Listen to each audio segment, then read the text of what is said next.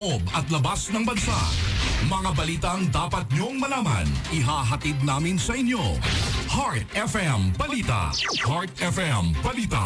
30 minutos na paghahatid ng mga mahahalagang balita at impormasyon. Heart FM Balita. Komprehensibong pagbabalita kasama ang pinagkakatiwalaang mga personalidad sa radyo. Sabayang mapapakinggan sa mga Heart FM stations sa Mindanao. Alas 6:30 hanggang alas 7 ng umaga. Lunes hanggang Biyernes. Heart FM Balita. Pagbabalita ng diretso. Serbisyong may puso. Narito na ang headlines ng mga nagbabagang balita.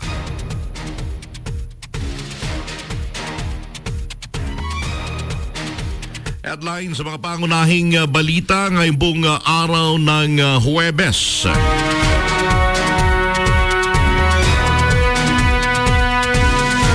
Headlines sa ating balitang nasyonal, import process ng mga produktong pang-agrikultura pinaluwag ni PBBM. Tatakbong party list group sa kasalain mabuti ng COMELEC. Samantala sa kabilang dako naman, dagdag bawas sa presyo ng produktong petrolyo, umarangkada na. Headline naman sa ating balitang lokal, Miss Or Lawmakers, hinimok ni former CDO Mayor Oscar Moreno na suportahan ang COVID COWD issue investigation sa Kamara. Samantala sa kabilang dako naman, 2.7 billion pesos loan para sa bagong City Hall ng syudad, iimbestigahan ng Kamara. Sa kabilang dako naman, 100,000 pesos na halaga ng illegal na droga na recover naman sa drug bypass operation sa Barangay Nazareth, Cagayan de Oro City. Headlines sa ating balitang Bukidnon, DOT o Department of Tourism. Pinuri ang pagpapalakas sa turismo ng Bukidnon sabay sa selebrasyon ng Kaamulan Festival. Balita Bukidnon pa rin, isang pintor na nakilahok sa concert sa Malaybalay na kuhaan ng marijuana. Samantala sa kabilang dako naman, mga magulang hinimok ng LGU Valencia na makilahok sa libreng bakuna kontra polio. Samantala, headlines sa ating balitang Mindanao, DCPO nagbigay ng warning laban sa mga scammers na nagpakilalang police officers sa Davao City.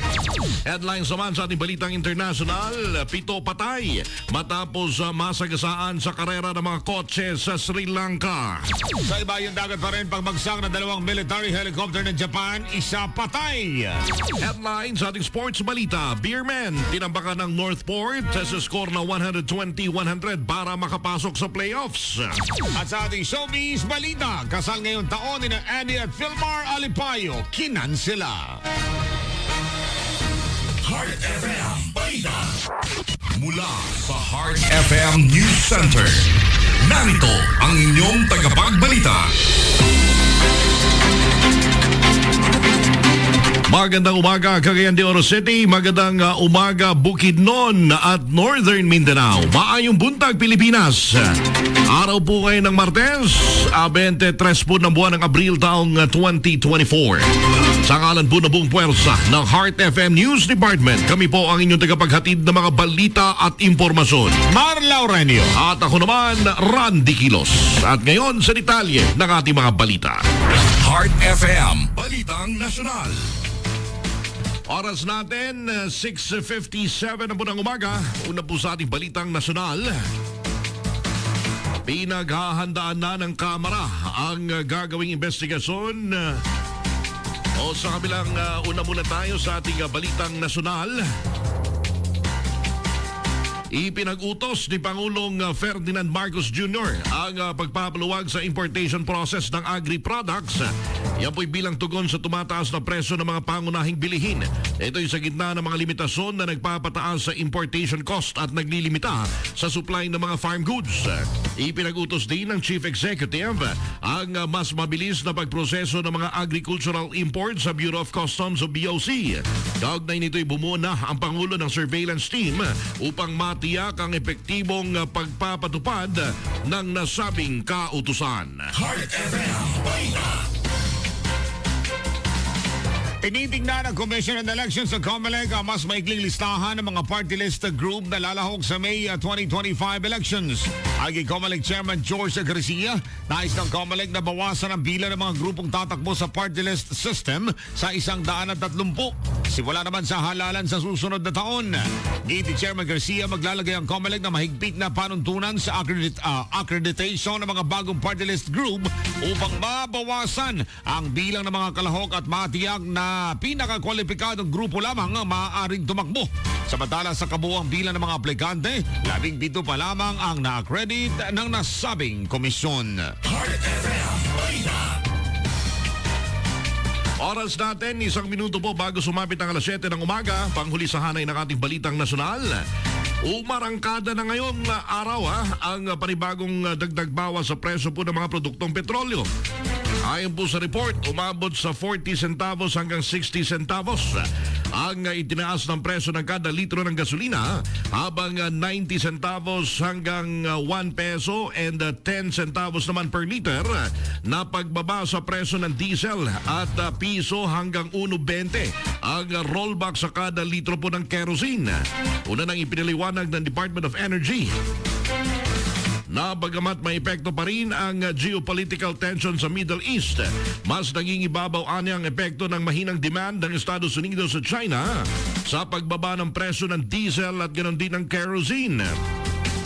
Gayunman, binabantayan ng mga analyst ang magiging resulta sa merkado ng pagganti ng Israeli forces nung Biyernes sa pag-atake ng Iranian forces. Heart FM Balita.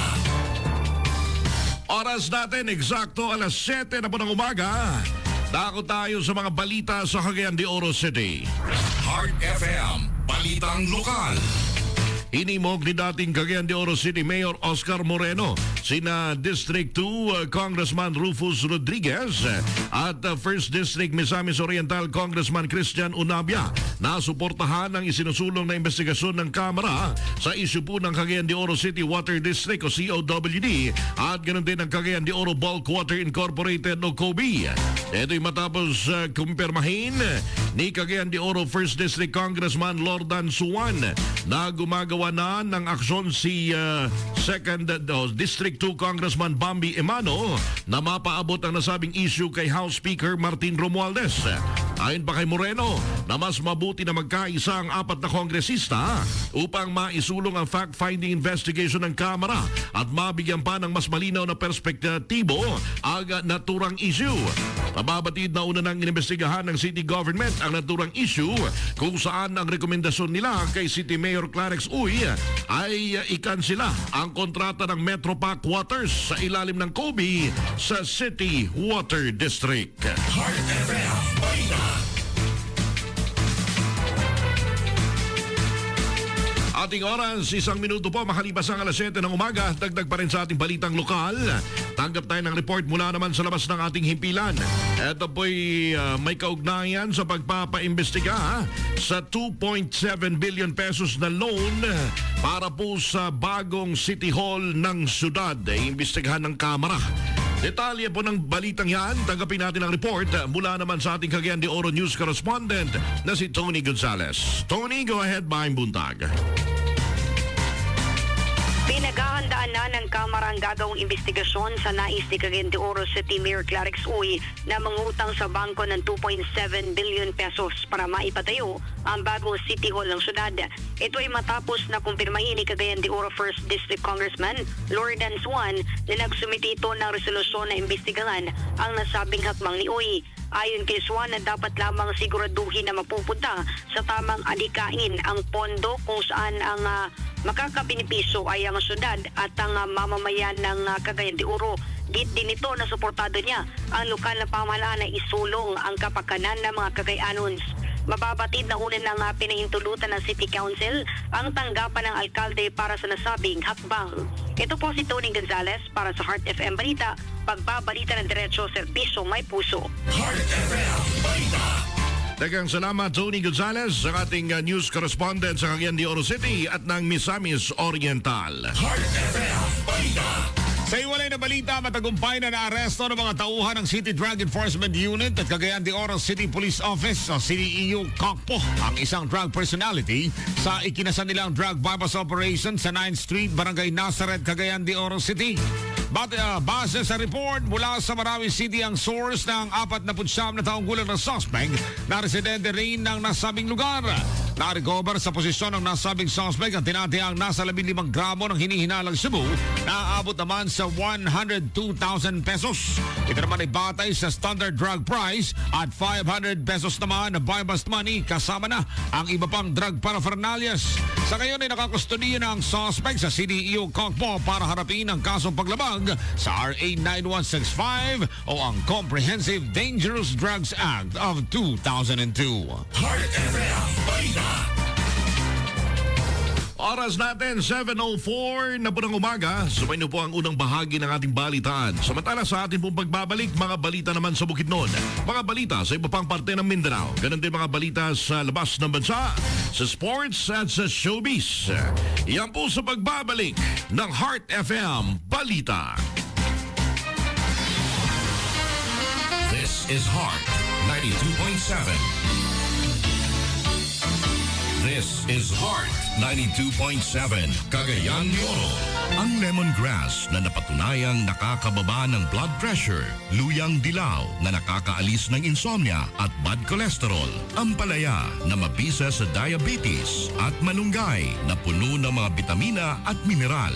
Lahat ng ito at iba pang natural antioxidants pinagsama sa Herbalaya Food Supplement. Alagaan at proteksyonan ng katawan. Mag-Herbalaya Food Supplement araw-araw. Herbalaya Food Supplement, ang 5-in-1 immunity booster. Herbalaya, mabibili sa inyong mga suking butika. Mahalagang paalala, ang produktong ito ay hindi gamot at hindi dapat gamiting panggamot sa anumang uri ng sakit. Sa kahit anong inumin o simpleng tubig lang, mas na-enjoy natin ang ating inumin kapag super lamig at merong ice. Oops! Teka! Dahil hinahalo natin sa inumin ng ice, dapat yung safe at purified. Z-Ice Purified Ice. Ang ice na siguradong ligtas at malinis. Mula planta hanggang sa iyong baso. Safe ka dito. Z-Ice dapat ang tube ice mo. Z-Ice Purified Ice. For orders and inquiries, call 0917-891-3285 or 0920-980-0034 or visit their office at Zone 3, Barangay Agusan, Cagayan de Oro City. Z-Ice Purified Ice. Ang ice na masaligan. Sa loob lamang ng 3 buwan ng paghahatid sa inyo ng magagandang musika at mahahalagang impormasyon, lumabas sa latest 2023 Kantar Radio Survey. Kabilang ang 92.7 Heart FM sa top radio stations sa Cagayan de Oro City. Maraming salamat po sa inyong walang sawang pakikinig at suporta sa amin. Thank you for making us number 1 in your hearts. Ngayong andito na ang Heart FM. Sada na ang tunog ng FM radio mo. Your heart's choice for music and information. Heart 92.7. Can you feel my heart? This is 92.7. This is Heart 92.7. Balikan natin ang paghahati ng mga nagbabagang balita sa Heart FM Balita. Heart FM Balitang Bukidnon. Oras natin, 7 minuto na po makalipas ang alas 7 ng umaga. Patuloy po kayo nakikinig sa Heart FM Balita. Live tayo napapakinggan sa 93.7 Heart FM Bukidnon at ganun din sa 92.7 Heart FM Cagayan de Oro City. Heart FM Balita. Live din tayo sa ating Facebook pages. Heart FM 92.7 Cagayan de Oro City at Heart FM 93.7 Bukidnon. Heart FM Balita. 7:08 ng umaga sa pagpapatuloy po ng ating balitaan. Dahil tayo sa mga balita sa Bukidnon. At ang bahaging ito'y hatid po sa atin ng Herbalaya Liniment Oil. Amoy na kaya-aya sa bawat pahid ay ginhawa. Heart FM Balita. Pinuri ni Department of Tourism Undersecretary Ferdinand Humapaw ang lokal na pamahalaan ng Bukidnon sa matagumpay na selebrasyon ng Kaamulan Festival ngayong taon. Ayon kay Humapaw, nakita ng kanilang ahensya ang pagtaas ng turismo sa probinsya. Ito'y dahil na rin sa pagtaas ng tala sa mga bakasyonistang bumisita sa probinsya para makisaya sa nasabing okasyon. Dagdagan niya na binigyang importansya rin ng lokal na pamahalaan ang 7 tribo ng Bukidnon. Pinuri din ng opisyal ang Provincial Events Committee sa pangunguna ni Ranulfo Jose Pepito Jr. at Vice Governor Clive Quino sa matagumpay na Kaamulan Festival ngayong taon. Samantala, nagpasalamat din ang kalihim sa publiko sa maayos nilang pakikilahok at kooperasyon sa mga polisiya ng mga otoridad para mapanatili ang kaayusan ng Kaamulan Festival. Heart FM Balita. Ating oras, 7:09 na po ng umaga. Dagdag pa rin sa ating balitang Bukidnon. Isang pintor na nakilahok po sa concert dyan sa may Balay City. Nakuhaan po ng marijuana. Detalye ng balitang yan, tanggapin natin ang report mula sa ating Bukidnon News correspondent na si Nel Arzaga. Nel, go ahead, maing buntag.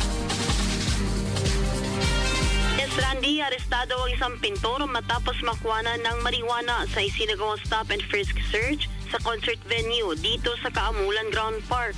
Kinilala ang suspect na si Danilo Simon, 20 anyos, isang pintor at residente ng Purok 12, Barangay Lumbo, Valencia City, Bukidnon. Nakuha sa nasabing suspect ang isang sachet ng pinaghinalaang marijuana at isang pipe kung saan ay lubos na ipinagbabawal sa concert venue. Sa ngayon, nakakustodiya na ang suspect sa Valencia City Police Station para sa kaukulang disposisyon. Ito po si Nel Arzaga para sa Heart FM Balita. Pagbabalita ng diretsyo, serbisyong may puso. Heart FM Balita.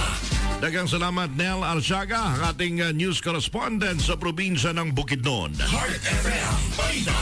Sa iwalay na balita, hinimok ng lokal na pamahalaan ng Valencia City ang mga magulang na pabakunahan ang kanilang mga anak sa libreng bakuna kontra naman sa polio na nagsimula kahapon Abril 22. Ay kay City Mayor Azucena Huerbas, bukas na ang polio vaccination sa mga bata 11 buwan pataas kung saan ay pinalawig din ang DOH-10 sa buong bansa ngayong buwan naman ng Abril. Dagdagan niya na maaaring pumunta sa mga barangay health center ang mga magulang at ang mga vaccination sites sa kanilang mga lugar.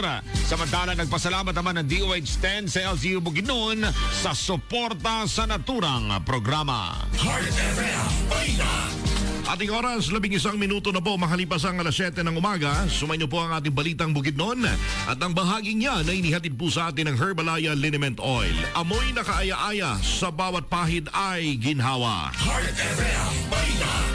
7:12 ng umaga, dahon naman tayo sa mga balita sa iba pang parte ng Mindanao. Heart FM Balitang Mindanao. Sa ating balitang Mindanao, Davao City Police Office o DCPO nagbigay po ng warning laban sa mga scammers na nagpapakilalang police officer dyan po sa Davao City. Detalye ng balitang yan, tanggapin natin ang report mula po sa ating Davao Region News correspondent na si Carl Ganal. Carl, go ahead, maayong buntag. Binalaan ng Davao City Police Office ang publiko na iwasan ang mga individual na nagpapakilala sa kanilang sarili bilang police officers ng Davao City. Ang DCPO bilang bahagi ng PNP organization ay sumusunod sa PNP Police Operational Procedures at hindi ayon pa nagpapatupad ng nasabing proseso dahil hindi pa ito nakalahad sa kanilang manual. Dahil rito, nilinaw ng DCPO na walang katotohanan ito base sa proseso. Pinayuhan naman ng DCPO ang Davaoenos na sa panahon na makakatanggap ng ganitong klase ng mensahe ay posibleng scam ito. Sa ilalim ng pamumuno ni Police Colonel Richard P. Badang, City Director, hinikayat ng DCPO ang mga residente ng Davao na mag-report agad sa mga pulis kung mayroon mang kahinahinalang ginagawa ng mga individual o grupo. Ito po si Carl Ganal para sa Heart FM Balita. Pagbabalita ng diretsyo, serbisyong may puso. Heart FM Balita. Daghang salamat, Carl Ganal, ang ating news correspondent dyan po sa Davao Region. Heart FM Balita. Ating oras, 7:13 ng umaga. Dahon naman tayo sa mga balita sa labas ng bansa. Heart FM Balitang International. Patay po ang 7 individual habang sugatan naman ang 18 katao. Yan po'y matapos masagasaan ng mga nagkakarerang sasakyan sa Sri Lanka.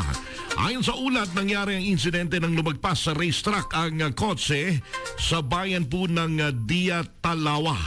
Kabilang sa nasawi ang 4 na race officials at mga manonood kasama ang 8 taong gulang na batang babae. Ang nasabing karera ay inorganisa ng Sri Lankan military na may academy sa Dia Talawa. Heart FM Balita. Samantala, isa naman ang patay habang 7 ang nawawala matapos ang pagbagsak na 2 military helicopters ng Japan.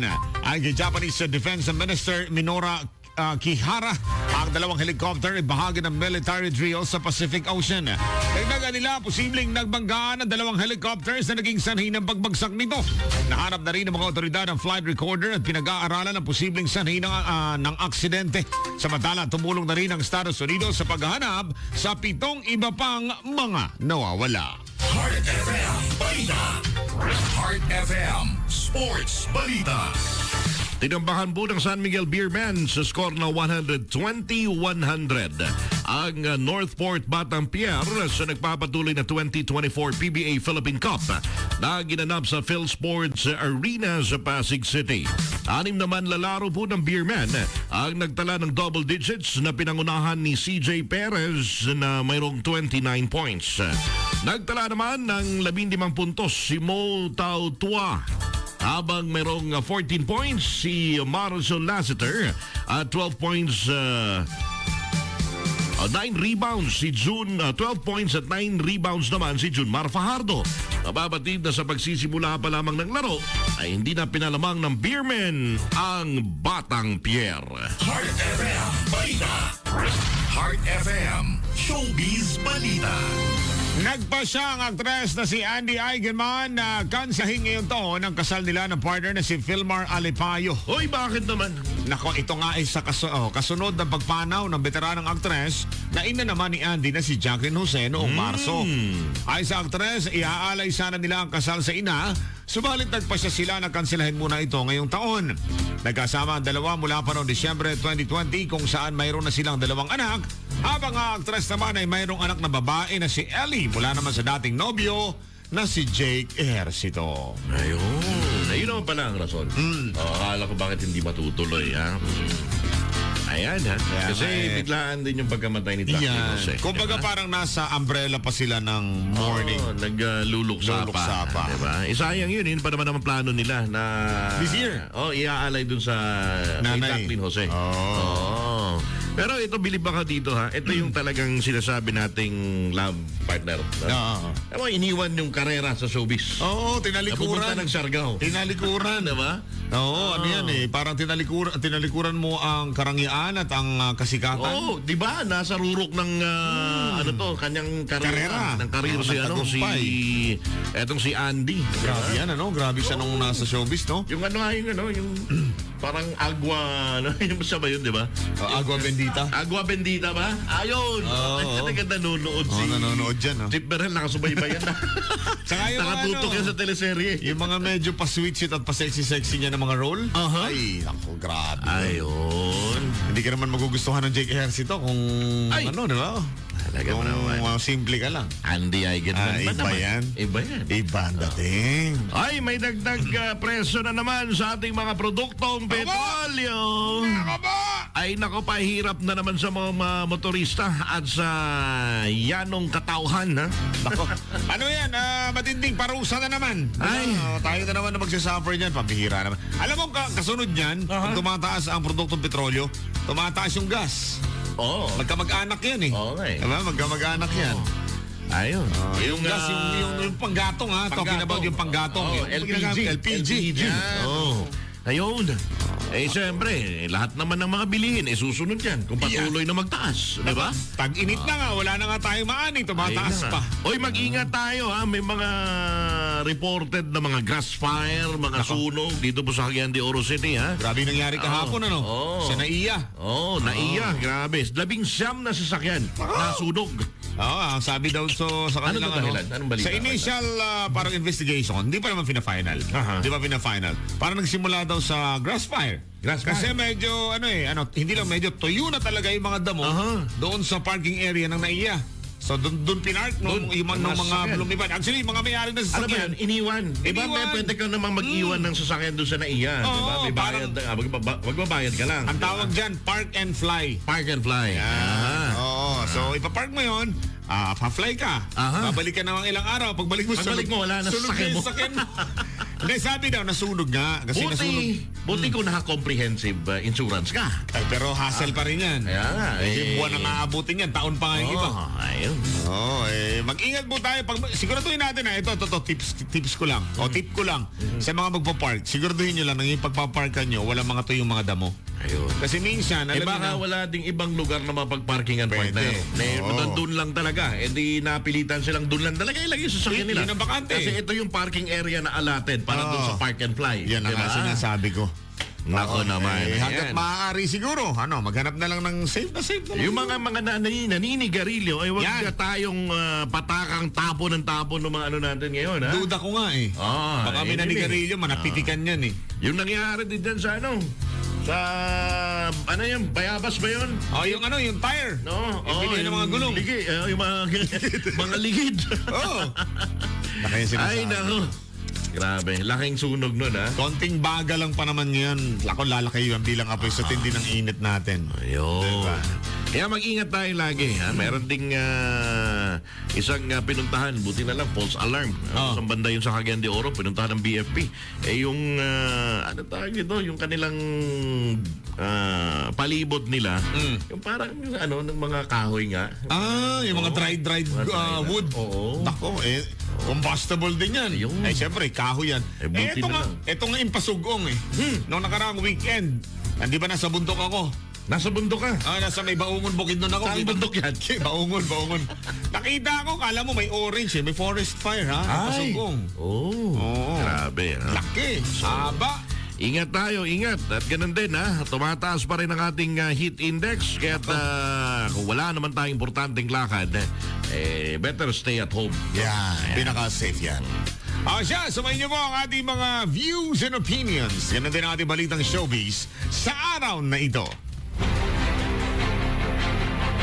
Oras natin, 21 minuto na po. Makalipas ang alas 7 ng umaga. Sumayin niyo ang mga mainit at pinag-uusapang palita. Ngayon pong araw ng Martes, 23 po ng buwan ng Abril, taong 2024. Samantala, balikan muna natin ang ating mga headlines. Narito na ang headlines ng mga nagbabagang balita.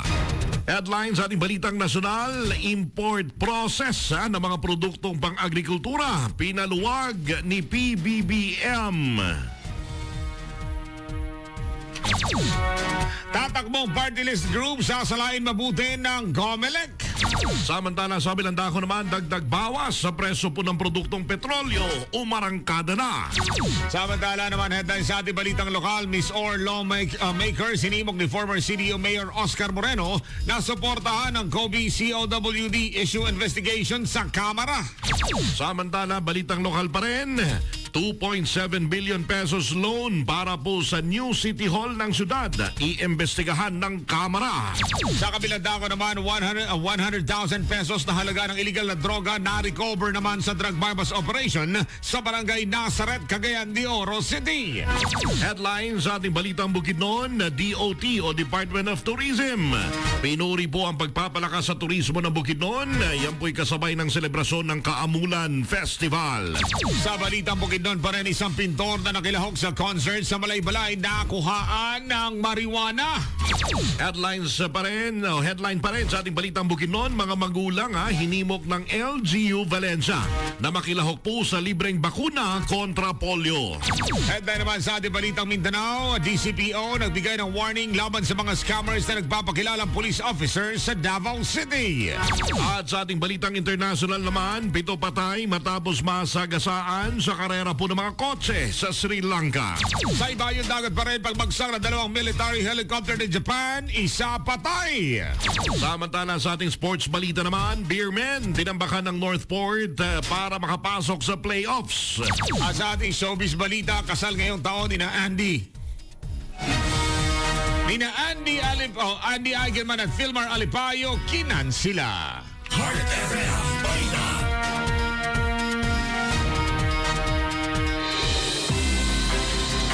Oras natin, 7:23 na po ng umaga. Bago tayo magpaalam, partner, meron nagpapabate sa ating Facebook Live. Yan. Oh. Shout out Mantinir Eatery. Diyan po sa may Villanueva. May buntag. Mantinir.